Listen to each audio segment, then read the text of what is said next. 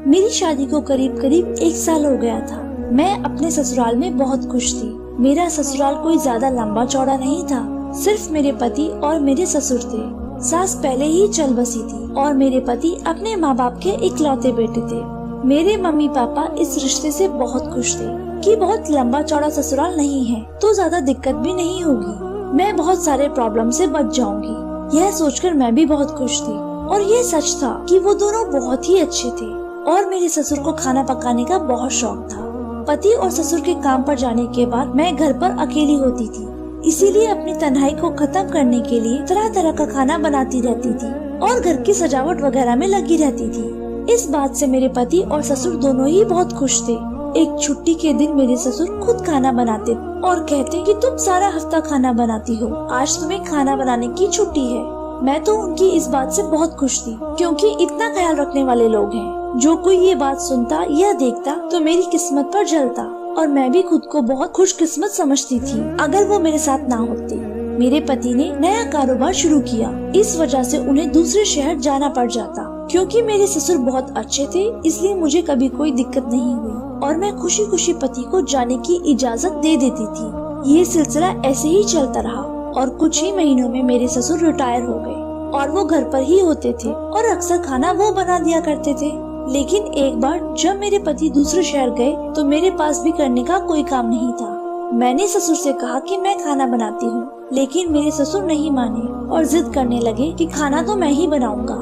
मैं भी खामोश हो गई कि इतने प्यार से कह रहे हैं तो अच्छा नहीं लगता। ससुर ने ही खाना बनाया और मैं खाना खाकर सो गई और हैरत की बात है कि मुझे लेटते ही नींद आ गई और मैंने इस चीज को ज्यादा नहीं सोचा। जब मैं सुबह उठी मेरे कपड़ों पर गंध लगा हुआ था। मैंने इस बात का जिक्र किसी से नहीं किया और न ही मेरी ऐसी सोच थी। मुझे जिज्ञासा होने लगी कि ऐसा क्यों होता है कि मैं जब भी खाना बनाती हूँ सुकून से खाना खाती हूँ और मुझे लेटते ही कभी भी नींद नहीं आती। ये मेरी बचपन की आदत थी। मैं कुछ देर तक करवट लेती रहती थी, उसके बाद मुझे नींद आती थी। लेकिन उस दिन मुझे अचानक नींद आ गई थी। ससुर ने खाना बनाया था। मैं इस बात का जिक्र किसी से नहीं कर सकती थी क्योंकि अगर पति को बताती तो कोई भी इंसान अपने बाप के बारे में गलत नहीं सुन सकता था और वो मुझे ही गलत कह देते। घर में और कोई भी नहीं था और मैं अपने माँ बाप को बताकर परेशान नहीं करना चाहती थी। मैं परेशान रहने लगी और ससुर से बचने की कोशिश करने लगी, लेकिन क्योंकि वो सारा दिन घर पर ही होते थे इसीलिए मुझे उन्हीं से बात करनी पड़ती थी और वो भी मुझे बस हर वक्त अपने आगे पीछे रखना चाहते थे। पहले तो मुझे अजीब नहीं लगता था, लेकिन अब मुझे सब कुछ अजीब लगने लगा था। मैं चाहती थी कि मैं उनके सामने ना आऊं, लेकिन एक घर में रहते हुए ये कैसे हो सकता था। फिर एक दिन तो हद ही हो गई। मेरे पति को जबरदस्ती मेरे ससुर ने दूसरे शहर भेज दिया कि जाकर वहाँ का काम लेकर आओ। वो कहते रहे वहाँ कोई काम नहीं है, मेरा जाना नहीं बनता। लेकिन मेरे ससुर ने उनको डांट दिया कि तुम्हें बड़ा पता है, बार बार काम देखना पड़ता है, इस ऑफिस को भी जाकर देखो। मजबूर होकर मेरा पति दूसरे शहर चला गया। मेरे पति के जाते ही ससुर के चेहरे पर एक ऐसी चमक नजर आई जैसे उनकी कोई ख्वाहिश पूरी हो गई हो। मैंने फौरन कहा कि मैं अपने मम्मी पापा के घर जाना चाहती हूँ, लेकिन मेरे ससुर ने मना कर दिया कि अभी मेरा बेटा भी यहाँ पर नहीं है, तुम भी चली जाओगी तो मैं अकेला क्या करूँगा, यही रह जाओ जब तक वो वापस नहीं आता, फिर चले जाना। और मैं मजबूर हो गई कि मैं तो इनको कुछ कह भी नहीं सकती थी, लेकिन मेरे दिल में जो शक बैठ गया था कैसे खत्म हो सकता था। और उस दिन फिर मेरे ससुर ने खाना बनाया। जब मैंने कहा कि मेरा दिल नहीं है इसीलिए मैं नहीं खाऊंगी, लेकिन उन्होंने जबरदस्ती मुझे थोड़ा सा खिला दिया। फिर खाने के फौरन बाद मुझे नींद आ गई और बिस्तर पर जाते ही मैं सो गई। सुबह को देखा तो मेरे बिस्तर और कपड़ों दोनों पर ही गंध लगा हुआ था।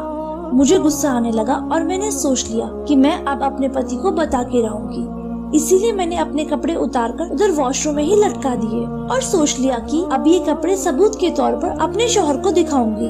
वो आए तो मैं मौके की तलाश करने लगी कि उनको हकीकत बता दूं, लेकिन मुझे मौका नहीं मिल रहा था क्योंकि मेरे ससुर हर वक्त मेरे साथ रहते थे। रात को जब मेरे पति मेरे कमरे में आए तो मैंने उनको धीमे अल्फाज में बताने की कोशिश की, लेकिन उन्होंने मुझे डांट दिया कि तुम गलत मत सोचो, वो तुम्हें अपनी बेटी की तरह प्यार करते हैं और तुम उनके ऊपर शक कर रही हो। मैंने उनको यकीन दिलाने की बहुत कोशिश की, लेकिन वो मेरी बात मान ही नहीं रहे थे। आखिरकार मैंने कपड़े लाकर उनको दिखा दिए। ये मेरी बात का सबूत है, लेकिन उनकी आंखों पर तो बाप की मोहब्बत की पट्टी बंधी हुई थी। इसीलिए वो मेरी कोई बात मानने को तैयार ही नहीं थे। मैंने यकीन दिलाने की बहुत कोशिश की, लेकिन उन्होंने कहा कि मुझे तो ऐसा लग रहा है कि तुम मेरे बाप पर इल्जाम लगाकर अपना कोई गुनाह छुपाने जा रही हो। मेरा बाप रात को सो जाता है, किसे क्या मालूम क्या होता है और क्या नहीं, तुम ना जाने किसको बुला लेती हो। ऐसी बात सुनकर मेरे होश ही उड़ गए। ये मेरे साथ क्या हो रहा है? हम दोनों में बहुत लड़ाई हुई और उसके बाद मैं अपनी मम्मी के घर चली गई। 10-15 दिन गुजर गए, उन्होंने पलट कर खबर भी नहीं ली। अब तो घर में सबने मुझ पर सवाल शुरू कर दिए कि पहले तो तुम कभी इतने दिन नहीं रही, क्या नाराज होकर आई हो? अब मैं उनको क्या बताती कि मेरे साथ क्या हुआ है? गलत भी मेरे साथ हुआ और मेरे पति ने मेरा यकीन भी नहीं किया। लेकिन मैं इन सबको परेशान नहीं करना चाहती थी, इसीलिए खामोश थी। मैं देखना चाहती थी कि जिंदगी मेरे साथ अब कौन सा खेल खेलेगी। और कुछ दिन गुजरने के बाद मेरे ससुर मुझे लेने के लिए आ गए कि बेटा इतने दिन हो गए अब तक तुम घर नहीं आई, इसीलिए मैं तुम्हें लेने आया हूँ। घर खाली खाली लग रहा है। उनकी इस मोहब्बत से मेरे घर वाले बहुत खुश हुए, लेकिन मैं तो इनके साथ जाना ही नहीं चाहती थी, क्योंकि मैं तो उनके बेटे से नाराज होकर आई थी। मेरे ससुर को भी शायद मालूम था कि हमारी लड़ाई हुई है, इसीलिए उन्होंने मुझे कहा कि बेटा जो भी दिक्कत है तुम दोनों बैठकर हल कर लेना। इतना नाराज होकर बैठ जाना प्रॉब्लम का हल नहीं है। वो समझाकर मुझे अपने साथ ले गए। मैं मजबूर थी क्योंकि मम्मी पापा को कुछ बता भी नहीं सकती थी, इसीलिए मुझे उनके साथ जाना पड़ा। घर वापस आ गई, लेकिन मेरे पति का मूड ठीक नहीं हुआ। उन्होंने मुझे जता दिया कि जिस ससुर पर तुम इल्जाम लगा रही थी वही तुम्हें घर वापस लेकर आए हैं, वरना मैं तुम्हें घर वापस लेकर कभी नहीं आना चाहता था। मेरी कोई गलती ना होते हुए भी सिर्फ घर को बचाने के लिए मुझे इनसे माफी मांगनी पड़ी और बहुत मुश्किल से सब कुछ ठीक हुआ। मैं खामोश रहने लगी थी और अपने पति से कोई बात नहीं करती थी, लेकिन मेरे ससुर का वही रूटीन था। वो शौक से खाना पकाते और अक्सर उनका खाना खाने के बाद मुझे नींद आ जाती। ये जो कुछ भी था मुझे समझ ही नहीं आता था कि मैं क्या करूं। मैं कितनी भी कोशिश कर लेती मुझे नींद आ ही जाती थी। मैं किसी से बात भी नहीं कर सकती थी। जिंदगी अजीब सी चलने लगी थी, जैसा मैंने कभी सोचा भी नहीं वैसी हो गई थी। मुझे अपने आप से घिन आने लगी थी। क्या करती और क्या ना करती, क्या थी और क्या बन बैठी हूँ। जिंदगी ऐसे ही गुजर रही थी। मेरे ससुर को भी मेरी आदत का अंदाजा हो गया था, इसीलिए मुझसे ज्यादा बात नहीं करते थे, लेकिन खाना बनाने का सिलसिला इसी तरह से जारी था। और सच तो यह है कि मेरे ससुर के हाथ में बहुत जायका था। जो भी एक दफा मेरे ससुर के हाथ का खाना खा लेता उनकी तारीफ करने लग जाता था, लेकिन मुझे तो अब इनके खाने से घिन आती थी। जिंदा रहने के लिए खाना खाना ही पड़ता था। 3 लोगों के घर में मैं अपने लिए अलग भी नहीं बना सकती थी, लेकिन कहते हैं कि जब इंसान बिल्कुल बेबस हो जाता है तो भगवान उसे रास्ता दिखाते हैं, जहाँ से इंसान सोच भी नहीं सकता। मेरे साथ भी ऐसा ही कुछ हुआ। एक बहुत पुरानी दोस्त जो कि मेरे साथ कॉलेज में पढ़ती थी और दूसरे शहर चली गई थी, अपने पति के ट्रांसफर की वजह से इस शहर में वापस आ गई। और एक दिन बाजार में खरीदारी के दौरान अचानक उससे मेरी मुलाकात हो गई। इतने अरसे बाद दोस्त को देखकर बहुत अच्छा लगा। हमने एक दूसरे से मिलने का प्रोग्राम बना लिया और हमारा एक दूसरे के घर में आना जाना भी शुरू हो गया। वो 2 दफा हमारे घर आई तो उसने मेरा और मेरे ससुर का रवैया नोट किया। उसने मुझसे सवाल किया कि ऐसा क्यों है। मैंने उसको सारी बातें बता दी कि मेरे साथ ये सब हुआ है। पहले तो वो बहुत हैरान हुई, फिर उसने वादा किया कि वो इस सारे सिलसिले में मेरी मदद करेगी। एक दिन जब मेरा पति हमेशा की तरह दूसरे शहर गया तो मेरे ससुर ने खाना बनाया। मैंने खाना खाने के साथ ही थोड़ा सा खाना अपनी प्लेट से निकालकर छुपा दिया और दूसरे दिन वही हुआ जो मेरे साथ हमेशा होता था। लेकिन मैंने वो खाना अपने दोस्त को दे दिया क्योंकि उसके पति की एक संस्थान थी, इसीलिए वो खाना लेबोरेटरी में टेस्ट किया गया। वही हुआ जिसका मुझे शक था। उस खाने में नींद की दवा शामिल थी, इसी वजह से मुझे फौरन नींद आ जाती थी। एक दफा तो मैंने सोचा कि मैं अपने पति को दिखा दूं, लेकिन फिर मुझे वही डर महसूस हुआ कि वो कहेंगे कि तुमने मेरे बाप पर इल्जाम लगाया है और अब की दफा वो मुझे अपनी जिंदगी से ही निकाल देंगे। इस डर ने मेरी जुबान पर ताला लगा दिया। और फिर एक दिन जब मेरा पति घर पर नहीं था, मेरे ससुर ने खाना बनाया था, तो मैंने अपने दोस्त की सलाह से वो खाना नहीं खाया, लेकिन यही जाहिर किया कि मैंने खाना खा लिया है और कमरे में जाकर लेट गई। मैं देखना चाहती थी कि आखिर मेरे सोने के बाद होता क्या है। मुझे लेटे हुए तकरीबन आधा घंटा ही हुआ था कि मेरे कमरे का दरवाजा खुला। मेरे तो रोंगटे खड़े हो गए, लेकिन मैं खामोशी से लेटी रही क्योंकि आज मुझे इस रात से पर्दा हटाना था। मैंने देखा कि मेरे ससुर मेरे कमरे में दाखिल हुए हैं। मैंने सोच लिया कि अगर वो मेरे साथ कुछ उल्टा सीधा करेंगे तो मैं शोर मचा दूंगी। लेकिन फिर मेरे दिमाग में आया, अगर मैंने शोर मचा दिया तो कोई मेरी बात पर यकीन नहीं करेगा। अब तो मुझे खुद पर गुस्सा आने लगा कि मैंने सारे रात से पर्दा उठाने से पहले फोन की रिकॉर्डिंग ऑन क्यों नहीं करी थी। कम से कम ये सब कुछ रिकॉर्ड तो हो जाता, लेकिन जो होना था वो हो गया। अब मुझे ये देखना था कि मेरे ससुर का अगला कदम क्या होगा। इसीलिए मैं खामोशी से लेटी रही। जब उनको यकीन हो गया कि मैं हकीकत में सो चुकी हूँ, तो उन्होंने अपना काम करना शुरू किया और मेरी तो रूह कांप गई ये सब कुछ देखकर। लेकिन मेरे पास अपनी बात को साबित करने के लिए कोई भी चीज नहीं थी, इसीलिए मैं अपने पति को नहीं बता सकती थी। मैंने दूसरे दिन दोस्त को फोन किया और सारा कुछ उसको बता दिया। वो खुद भी सुनकर हैरान परेशान रह गई। उसने मुझे कहा कि तुम्हें यह सब कुछ अपने पति को बताना ही होगा, लेकिन मेरा डर मुझ पर अपना घर बना चुका था। मैं पति को कुछ भी नहीं बता सकती थी। मैं बंद गली में आ गई थी। अब मुझे समझ ही नहीं आता था कि मैं क्या करूं। मेरे दोस्त ने एक बार फिर मेरी मदद करने की ठानी और उसने कहा कि वो खुद मेरे पति से बात करेगी। एक दिन मौका देखकर उसने हम दोनों को खाने पर बुलाया। मेरे पति से बात शुरू की तो बात सुनकर मेरे पति गुस्से से उखड़ गए। मेरे पति उससे नाराज हो गए, लेकिन जब उसने आराम से कहा कि देखो, आप इस बात को जान ले, अगर मेरी बात गलत है तो बेशक आप इसे छोड़ दीजिएगा, और अगर ये बात सच हुई तो फिर आप जो करना चाहें वो कीजिएगा। मैंने अपनी पूरी जिंदगी दांव पर लगा दी थी और इतनी बड़ी शर्त के बाद मेरा पति भी राजी हो गया। अब सिर्फ ये था कि हमें कुछ ऐसा करना था कि मेरे ससुर को मालूम भी ना हो और पति पर इनकी हकीकत भी खुल जाए। मेरे दोस्त ने वो रिपोर्ट भी मेरे पति के सामने रखी जो कि मैंने खाने की बनवाई थी। शायद इस रिपोर्ट की वजह से ही उन्हें मुझ पर यकीन आया था।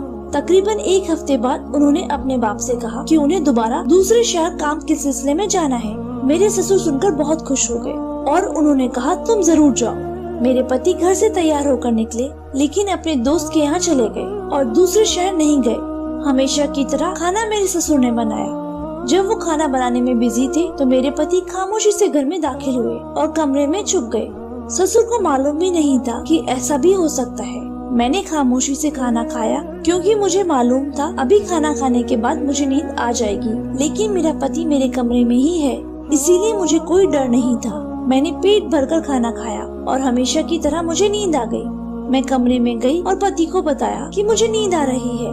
मैं खाना खा चुकी हूँ और अब जो भी करना है वो आपको ही करना है। मैं तो बिस्तर पर लेटते ही सो गई। मुझे मालूम नहीं कि रात को क्या हुआ, लेकिन जब मैं सुबह को उठी मेरे ससुर और पति दोनों ही घर पर नहीं थे। मुझे मालूम नहीं था कि वो कहाँ गए हैं। बहुत देर गुजर गई और दोनों में से कोई भी वापस नहीं आया। अब तो मुझे फिक्र शुरू हो गई।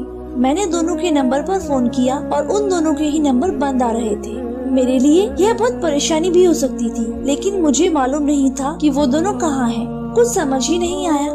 मैंने फौरन अपने दोस्त को फोन किया और उसे सब कुछ बताया। दोस्त ने मुझे हौसला दिया, लेकिन शाम तक उन दोनों बाप बेटों का कुछ भी पता नहीं चला और इस वजह से मेरा हाल और बुरा हो गया था। मुझे खुद पर गुस्सा आ रहा था कि मैंने आज खाना खाया ही क्यों। कम से कम ये तो मालूम होता कि हुआ क्या है, क्योंकि आज हमेशा की तरह मेरे कपड़ों पर गंध नहीं लगी थी। मुझे बहुत ज्यादा फिक्र होने लगी कि ऐसा क्या हुआ है। शाम से रात हो गई, लेकिन मेरे पति और ससुर का कुछ पता ना चला। मेरी दोस्त बार बार कहती कि तुम्हें पुलिस में रिपोर्ट करवानी चाहिए, लेकिन मैं परेशान थी कि पुलिस को क्या बताऊंगी कि वो दोनों घर से क्यों और कैसे गायब हो गए। इसीलिए मुझे इंतजार करना था। लेकिन इस बात को 2 दिन गुजर गए और मेरे पति और ससुर का कोई अता पता नहीं था। मजबूरन मुझे अपने भाई को फोन करके सारी बात बतानी पड़ी। मेरे भाई फौरन आ गए और जब उन्हें सारी बात मालूम हुई, उन्होंने मुझे खूब डांटा कि तुम्हें यह बात पहले बताना चाहिए था। उनका कोई दोस्त पुलिस में था। उन्होंने अपने दोस्त को सारी बात बता दी। पुलिस का अपना तरीका होता है बातें पता करने का, और ना जाने पुलिस ने फोन ट्रेस किया या फिर कोई और सुराग ढूंढा। लेकिन रात को मेरे पति और ससुर दोनों आ गए। मेरे पति बेहोश थे और मेरे ससुर अजीबोगरीब बातें कर रहे थे, जैसे इनका दिमाग इनके कंट्रोल में ना हो। मैं तो ये हाल देखकर बहुत परेशान हो गई थी। भाई ने मुझे दिलासा दिया कि इनको अभी डॉक्टर के पास लेकर जाते हैं तो सारी बात मालूम हो जाएगी। जब वो डॉक्टर के पास ले गए तो मालूम हुआ कि मेरे पति को बेहोशी की दवा दी गई थी और पुलिस अपना काम करके वापस चली गई। लेकिन अब मुझे जिज्ञासा हुई कि ये सब कैसे हुआ और क्यों हुआ। मैंने उन दोनों से सीधे सीधे सवाल कर लिए कि ये सब क्या था, तो मेरे पति ने बताया कि जैसा तुमने बताया था वैसे ही तुम्हारे सोने के कुछ देर बाद वह कमरे में दाखिल हुए। इनका अजीब सा हुलिया देखकर मुझे खौफ महसूस होने लगा। और जैसे ही वो तुम्हारे बिस्तर के करीब आए, मुझसे बर्दाश्त नहीं हुआ और मैंने उनको आवाज दी। वो मेरी बात सुनकर परेशान हो गए। इससे पहले कि मैं उनसे कुछ पूछता, मुझे एहसास हुआ जैसे कमरे में कोई और भी है। इससे पहले कि मैं मुड़कर देखता, मुझे अपनी गर्दन पर सुई चुभती हुई महसूस हुई और उसके बाद मुझे कुछ होश नहीं था। फिर मैंने ससुर से पूछा कि आप ये बताएं कि ये सब क्या सिलसिला है, क्योंकि अब कहानी आपके हाथ में है। उन्होंने मुझे बताया कि बेटा, मुझे खुद मालूम नहीं हुआ कि मेरे साथ क्या हो रहा है। सिर्फ ऐसा हुआ कि तुम्हारी और मेरे बेटे की कोई औलाद नहीं थी और शादी को 2 साल होने वाले हैं। अभी तक कोई औलाद नहीं है। मैं कोई औरत तो नहीं हूँ जो इस बारे में तुमसे बात करता।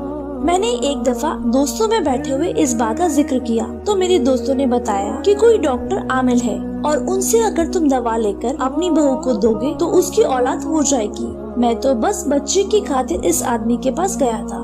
जिस तरह वो कहता रहा मैं करता रहा कि नींद की दवाई खाने में मिला दिया कर, और उसके बाद वो मुझे जो बताता रहा मैं वो करता रहा। कभी तुम्हारे ऊपर से घुमाकर तुम्हारे हाथों से मुर्गी जीवा करवानी थी तो कभी कबूतर, क्योंकि तुम बेहोश होती थी। तुम्हारा हाथ पकड़कर ये काम मैं खुद ही कराता था। वो जो भी अजीबोगरीब चीजें मुझे बताता रहा मैं भी बच्चे के लिए खुशी से करता रहा। कभी कभार तो मुझे महसूस होता कि मेरा दिमाग किसी के कंट्रोल में है और मैं वो सब नहीं करना चाहता था, लेकिन फिर भी मुझसे खुद ब खुद सब कुछ होता चला जा रहा था। और उस रात आखिरी अमल था, लेकिन मेरे बेटे ने जैसे ही मुझे आवाज दी मैं वापस पलटा और उसके बाद मुझे ऐसा लगा जैसे मेरा दिमाग किसी के काबू में चला गया हो। और अब उसके बाद मुझे कुछ याद नहीं, लेकिन अब हमारे हर सवाल का जवाब उस डॉक्टर के पास था। इसीलिए मैं अपने ससुर और पति को लेकर उस डॉक्टर के पास चली गई और मेरे भाई ने फौरन अपने पुलिस वाले दोस्त को भी इस सारे मामले की इत्तला दी और पुलिस भी पहुंच गई। जब पुलिस ने उसको गिरफ्तार किया तो उसने बताया कि वह हकीकत में सिर्फ काले जादू का माहिर है। डॉक्टर का नाटक इसलिए करता है कि पढ़े लिखे लोग जादूगरों के पास नहीं आते। और जिस रात मेरे शौहर मेरे कमरे में थे, आखिर अमल था और वो खुद भी कमरे में मौजूद था। उसने बताया कि आखिरी अमल से मेरी रूह इसके कब्जे में चली गई थी और मेरी जो भी औलाद होती वो इसी के कब्जे में होती। लेकिन शायद मेरी और मेरे पति की नीयत साफ थी, इसीलिए ऊपर वाले ने आखिरी वक्त में मेरी मदद की और हम इतनी बड़ी परेशानी से बच गए। और वो मेरे ससुर और पति को अपने साथ लेकर गया था। इनकी कुर्बानी देनी थी ताकि जो अमल अधूरा रह गया था उसको ठीक किया जा सके। कहा जाता है कि हमेशा आंखों देखा सच नहीं होता और हम खुशी की खातिर गलत काम भी कर जाते हैं, तो खुशियाँ सिर्फ खुदा से मांगनी चाहिए। धन्यवाद दोस्तों।